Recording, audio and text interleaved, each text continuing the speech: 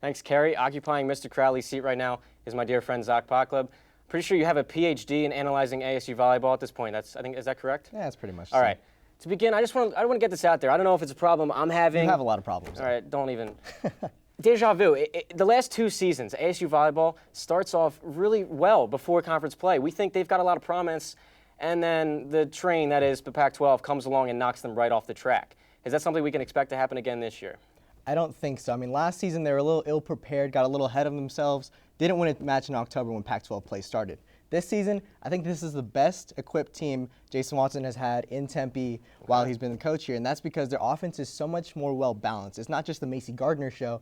As you can see, last season, Macy Gardner took a third of ASU's attack attempts. Not just kills, their attempts. That's a ridiculous amount, and now this season, it's a little bit more balanced. Obviously, Macy Gardner's still the focal point, but the middles are getting more involved, Kizzy Willie's more involved, and that's really big for this team for their success. Okay, so why does that matter exactly? You know, if one person's doing the job that 5 can do, why does it matter that all 5 are doing it at the same time? Why can't they just have that one superstar? Well, in the Pac-12, everybody knows they were going to Macy Gardner, but now with their middles being involved, they're getting into more one-on-one situations, really creating a lot of opportunity for their pin hitters to take advantage of those situations. We're going to see it right here. Bianca Arellano's going to shoot a set to Mercedes Benz in the gap. She doesn't get the kill, but on this next free ball, because that middle attack has been established, right there, every single opposing blocker is respecting Mercedes Ben's presence, and because of that, when Arellano's going to backset Macy Gardner, look at that gap.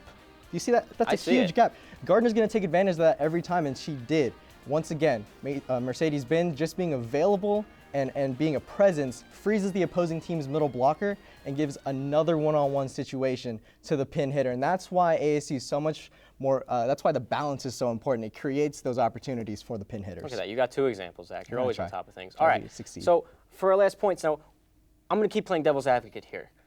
Why is it important to have that balance over, we already said why it's important to have that balance. But what about having that important late in the game, that player to come back and attack and win a game and take over? Do you think they still need that, or is balance win out over that?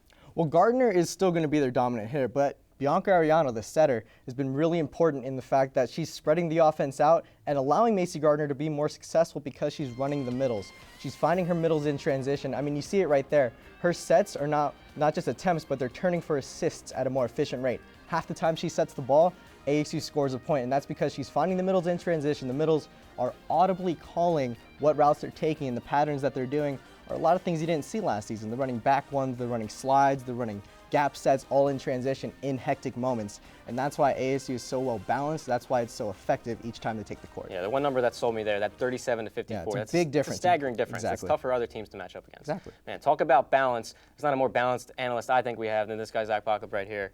Let me know how that PhD works out. He's working on it. For Zach Pacleb, we're going to send it over a little bit to the other side of the desk where Kerry Crowley is patiently waiting.